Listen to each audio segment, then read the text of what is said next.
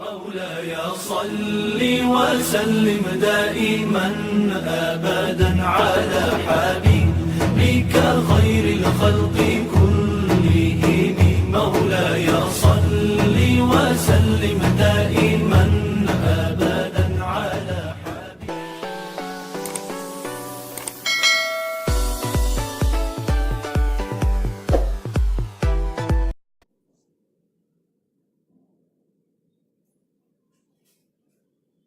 رمضان کا پہلا عشرہ رحمت کا ہوتا ہے، دوسرا عشرہ مغفرت کا۔ یہ دوسرا عشرہ مغفرت کا عشرہ ہے۔ اس میں حق تعالیٰ سبحانہ دن بے شمار بندوں کی مغفرت فرماتا ہے، اور مغفرت کے دروازے عام دنوں کے مقابلے میں زیادہ کھلے رہتے ہیں، اور جس شخص نے بھی اللہ تبارک و تعالیٰ کی خوشنودی کے لیے روزہ رکھا، تراویح کا اہتمام کیا اور اللہ سے اپنے گناہوں کی مغفرت کی، تو اس کو ضرور بھی ضرور اللہ تبارک و تعالیٰ اپنی رحمت سے معاف فرماتا ہے اور اس کے تمام گناہوں کو معاف کر دیتا ہے۔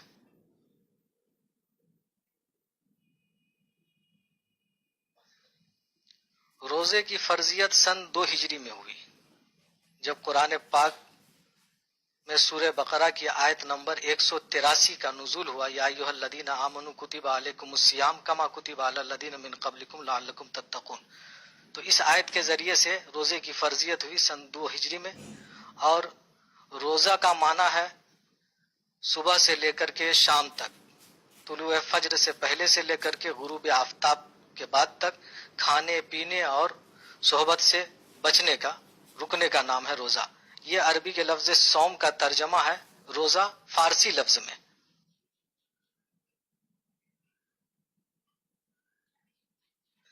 ماہ رمضان میں سب سے افضل ترین عبادت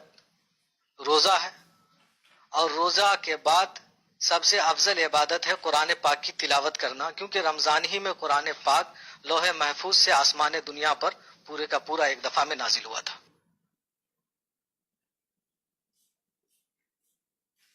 زکوٰۃ کی ادائیگی کے لیے رمضان کا مہینہ خاص نہیں ہے، بلکہ زکوٰۃ کی ادائیگی مال کے اوپر سال پورا ہونے پر ہے، لیکن خاص طور پر رمضان میں زکوٰۃ کی ادائیگی کا اہتمام لوگ اس لیے کرتے ہیں کہ یہاں پر ایک فرض کی ادائیگی کا ثواب 70 فرض کے برابر ملتا ہے، جو رمضان کی فضیلت ہے۔ تو اس طرح سے رمضان میں زکوٰۃ کی ادائیگی سے 70 گنا ثواب ملنے کی امید رہتی ہے اللہ کی رحمت سے۔ اور زکوٰۃ کا نصاب یہ ہے کہ جس شخص کے پاس 612 گرام 360 ملی گرام چاندی یا 87 گرام 480 ملی گرام سونا ہو، یا اتنا مال تجارت ہو، وہ صاحب نصاب ہے، اور صاحب نصاب کو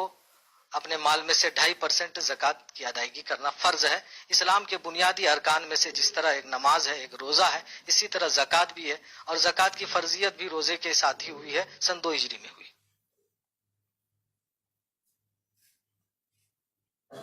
اعتکاف کی حیثیت پہلے لیجئے۔ اعتکاف کی حیثیت جو ہے وہ سنت مؤکدہ علی الکفایہ ہے، یعنی ایسی سنت جس کو ادا کرنا پوری بستی اور آبادی یا محلے میں سے مجموعی حیثیت سے واجب ضروری ہے، سنت ہے، مؤکد ہے، تاکیدی سنت ہے۔ اب اگر کوئی ایک شخص بھی پوری آبادی سے، اگر بستی ہو، گاؤں ہو، یا شہر ہے بڑا تو پورے محلے سے اعتکاف کر لیتا ہے تو سب کی طرف سے کافی ہے، اسی لیے سنت مؤکدہ علی الکفایہ کہا جاتا ہے۔ لیکن یہ صرف کافی ہونے کی بات ہے۔ جہاں تک اس کی فضیلت ہے تو فضیلت کو دیکھتے ہوئے ہر شخص کو زیادہ سے زیادہ اس بات کا اہتمام کرنا چاہیے کہ ہم کو اللہ تبارک و تعالیٰ اعتکاف کی توفیق عطا کر دے، کیونکہ بحقی میں رسول پاک صلی اللہ علیہ وسلم کی روایت ہے کہ آپ صلی اللہ علیہ وسلم نے فرمایا کہ روزہ دار اعتکاف جب کرتا ہے آخری عشرے میں تو اس کے اور